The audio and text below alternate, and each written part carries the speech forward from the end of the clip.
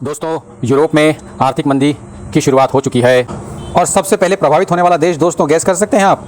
UK नहीं, France नहीं दोस्तों, ये देश है जर्मनी। हाँ, आपने बिल्कुल सही सुना।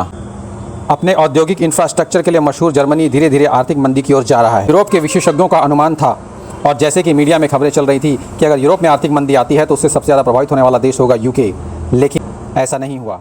दोस्तों, आपको बता दूं कि जर्मनी यूरोप की सबसे बड़ी अर्थव्यवस्था थी और इसकी जीडीपी लगातार नेगेटिव जा रही थी, इसलिए यहाँ पर रिसेशन डिक्लेयर किया गया है। यहाँ पर पिछले 6 महीनों में जीडीपी लगातार नेगेटिव जा रही थी। पिछले 2 क्वार्टर्स में जर्मनी की जीडीपी 0.3% गिर गई थी, इसलिए यूरोप के विशेषज्ञों ने आखिरकार जर्मनी में आर्थिक मंदी का ऐलान कर दिया। धीरे धीरे अब यूएस, यूके और फ्रांस का नंबर है। वर्ल्ड बैंक और आईएमएफ की रिपोर्ट में भारत को सबसे तेज़ी से बढ़ती हुई अर्थव्यवस्था बताया गया है और इसके मंदी में जाने के चांसेस बिल्कुल नहीं के बराबर हैं। रिजर्व बैंक ऑफ इंडिया की माने तो हमारी अर्थव्यवस्था लगभग 7% की दर से आगे बढ़ेगी।